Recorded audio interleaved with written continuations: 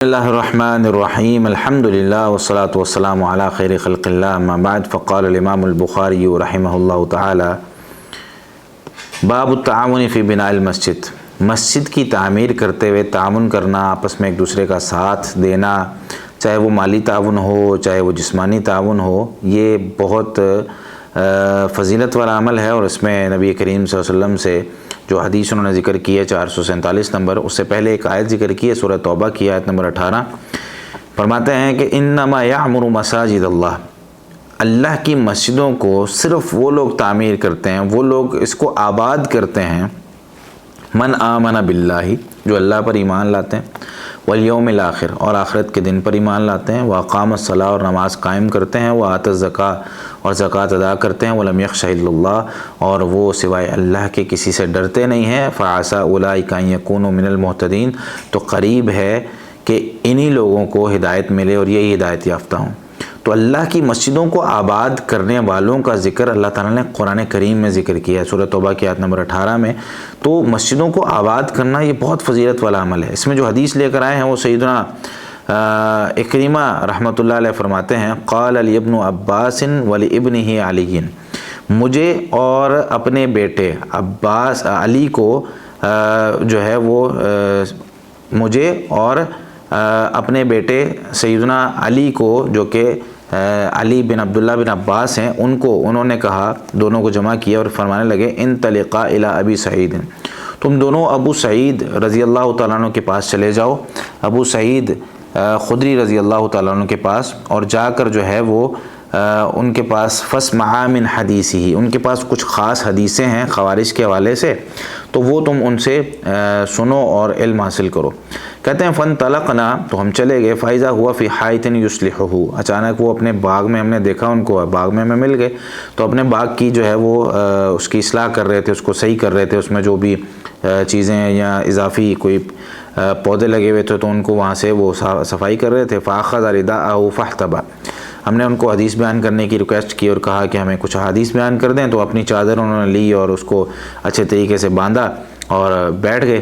ثم انشا یحدثنا، پھر ہمیں مختلف احادیث بیان کرنے لگے۔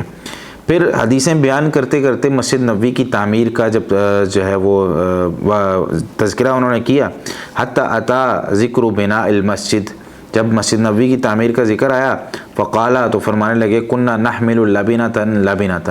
ہم صحابہ کرام جو تھے وہ ایک ایک اینٹ اٹھا کر لے کر جا رہے تھے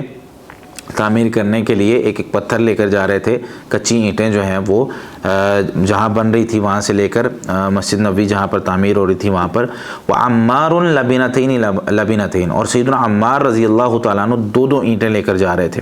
فرآہ النبی صلی اللہ علیہ وسلم فینفض التراب عنہ، تو نبی کریم صلی اللہ علیہ وسلم جب ان کو دیکھا تو ان کے قریب آئے، تو اینٹیں اٹھانے کی وجہ سے اگر سر پر اٹھا رہے ہوں تو مٹی وغیرہ پڑ جاتی ہے، تو نبی کریم صلی اللہ علیہ وسلم ان کے سر سے مٹی کو جھاڑ رہے ہیں اور فرمانے لگے ویح عمار، ویح ایک ایسا کلمہ ہے جو کسی پر کوئی مصیبت آنے والی ہو نا تو اس کے لیے رحمت کی دعا کرنے کے لیے آتا ہے، تو نبی کریم صلی اللہ علیہ وسلم نے ارشاد فرمایا اللہ تم پر رحم کرے، ویح عمار تقتلہ الفئۃ الباغیہ، ان کو ایک باغی اور ایک سرکش جماعت جو ہے وہ قتل کرے گی اور ان کو شہید کرے گی، یدعوہم الی الجنہ، یہ ان کو جنت کی طرف بلا رہے ہوں گے، ویدعونہ الی النار، اور وہ لوگ ان کو آگ کی طرف بلا رہے ہوں گے۔ قال یقول عمار، تو عمار رضی اللہ عنہ فرمانے لگے اعوذ باللہ من الفتن، میں اللہ تعالیٰ سے فتنوں سے پناہ مانگتا ہوں، میں اللہ تعالیٰ کی پناہ میں آتا ہوں کہ مجھے اس طرح کے فتنے آئیں۔ نبی کریم صلی اللہ علیہ وسلم اپنی امت کو سب کچھ سکھا کر گئے ہیں، چھوٹی چھوٹی چیزوں کی تعلیم دے کر گئے ہیں، اور یہاں بھی نبی کریم صلی اللہ علیہ وسلم کی جو تعلیمات ہیں وہ امت کے لیے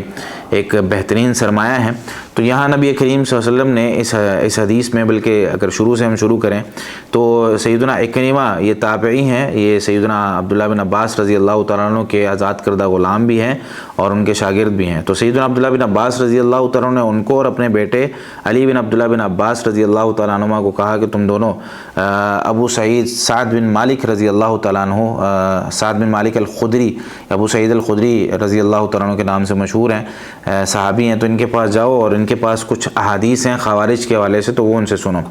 یہ جو خوارج کی بات میں کر رہا ہوں یہ امام حاکم رحمۃ اللہ علیہ نے اپنی کتاب میں ذکر کیے ہیں الفاظ۔ تو وہ کہتے ہیں کہ جو یہ ہیں خوارج یہ بہت بڑے فتنہ باز اور اس وقت کے ایک بہت بڑا فتنہ تھا، تو انہوں نے اپنے بچوں کو تعلیم دینے کے لیے، اپنی تعلیم لینے کے لیے ایک دوسرے صحابی کے پاس بھیجا۔ تو اس سے یہ بھی پتہ چلا کہ ایک استاد اور معلم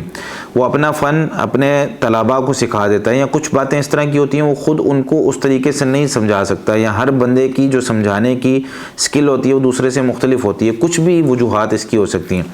تو ایک استاد کا یا ایک والد کا اپنے بچوں کو دوسرے کسی استاد کے پاس جو اس فن میں ماہر ہے، جس کے پاس اس کا علم موجود ہے، اس کے پاس بھیجے تاکہ وہ اس سے علم حاصل کریں۔ یہ مسئلہ جو ہے وہ اس اتنے حصے سے پتہ چلتا ہے کہ اگر کوئی اسکول ہے، کوئی کالج ہے، کوئی مدرسہ ہے، کوئی جگہ ہے تعلیم کی جہاں پر تعلیم دی جاتی ہے، اور کوئی بچہ ہمارے پاس آ جاتا ہے ایسا کہ مجھے پتہ ہے کہ یہ جو مجھ سے سوالات کر رہا ہے نا، یہ سوالات یہ مجھ سے حل نہیں ہو رہے، تو میں اس کو کسی ایسے بندے کے پاس بھیج دوں جو اس کے سوالات کو حل کر سکتا ہے۔ میں اٹکل پچو لگا کے کوششیں کر کے کئی دفعہ میں جواب دینے کی کوشش کرتا ہوں، مجھے سمجھ نہیں آ رہی ہوتی اور نہ میرے پاس اتنا ٹائم ہوتا ہے کہ میں سرچ کر سکوں، تو میں کیوں اس کا وقت ضائع کر رہا ہوں؟ اور اس کی وجہ سے کئی دفعہ ایسا نقصان ہو جاتا ہے کہ وہ بندہ اسلام کے قریب آنے کے بجائے وہ دور چلا جاتا ہے کہ بھائی یہ ان لوگوں کے پاس تو جوابات ہی نہیں ہیں۔ تو میں اس کو کہوں بیٹا میرے پاس اس کا جواب نہیں ہے، یا مجھے سمجھ میں نہیں آ رہا، آپ نا فلاں بندے کے پاس چلے جاؤ اور اس سے بھی بات کر کے اس کو بتا دے کہ بھائی اس طرح کے مسائل ہیں تو یہ آپ حل کر سکتے ہیں، تو آپ اس کو بتا دیں۔ اچھا، اس کے بعد وہ سیدنا ابو سعید خدری رضی اللہ عنہ کے پاس گئے، تو وہ ایک باغ میں کام کر رہے تھے۔ تو اس کے بعد انہوں نے جب انہوں نے حدیثوں سے سننے کی بات کی تو انہوں نے خاص چادر لے کر ایک بڑے اہتمام کے ساتھ بیٹھے وہاں پر، جو ہے وہ علماء کرام نے اس کی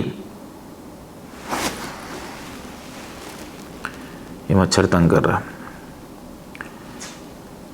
علماء کرام نے اس کی شرح میں مختلف جو ہیں وہ لکھی ہیں کہ کپڑا انہوں نے باندھا تو یا تو اپنی جو ہے وہ انہوں نے پگڑی باندھی، یا جو ہے وہ اپنے جو جس طرح کے بندہ نیچے سے کچھ اپنے شلوار وغیرہ یا پجامہ یا جو بھی چادر وغیرہ باندھی ہوتی ہے تھوڑی سی اٹھا کے بندہ کام کر رہا ہوتا ہے نا تاکہ اس پر کیچڑ اور مٹی نہ لگ جائے، تو اس طرح تھا۔ تو انہوں نے اس کو کھول کے اچھے طریقے سے اس کو باندھ کر پھر بیٹھ گئے۔ تو حدیثیں بیان کرتے ہوئے انہوں نے پھر مسجد نبوی کی تعمیر کا ذکر کیا، تو صحابہ کرام رضی اللہ تعالیٰ عنہ کا جو مسجد کے ساتھ تعاون تھا اور مسجد تعمیر کرنے میں جو تعاون تھا وہ ذکر کر رہے تھے، اور جو زیادہ تعاون کر رہا تھا ان کے لیے نبی کریم صلی اللہ علیہ وسلم نے پھر دعائیں بھی کی۔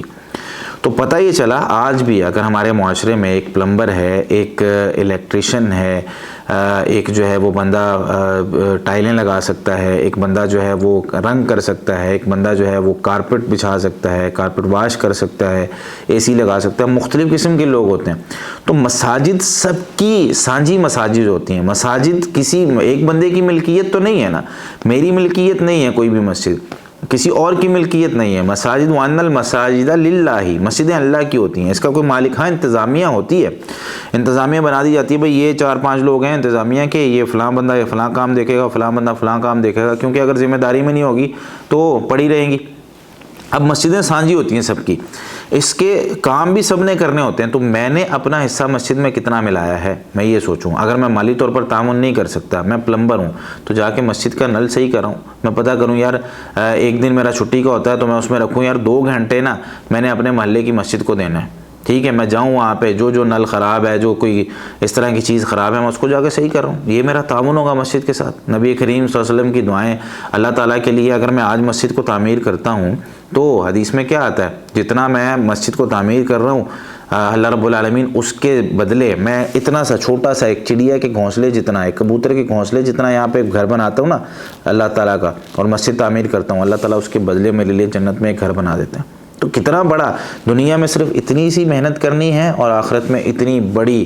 کتنی زبردست انویسٹمنٹ ہے۔ تو میرے بھائی کوشش کریں مسجد کو تعمیر کرنے کی۔ پھر سیدنا عمار رضی اللہ تعالیٰ عنہ کے حوالے سے ایک فتنے کا تذکرہ کیا کہ ایک تم پر فتنہ اور آزمائش آئے گی، تو انہوں نے پھر دعا بھی کی، اور واقعہ صفین جو ہے اس میں، یعنی صفین کی جو لڑائی تھی اس میں جو ہے وہ ان کے ساتھ اسی طریقے سے معاملہ ہوا کہ ان کو جو ہے وہ ایک کچھ باغی لوگوں نے قتل کر دیا۔ اللہ رب العالمین ہمیں نبی کے مکرم صلی اللہ علیہ وسلم کے فرامین سمجھ کر عمل کرنے کی توفیق عطا فرمائے۔ جزاکم اللہ خیرا۔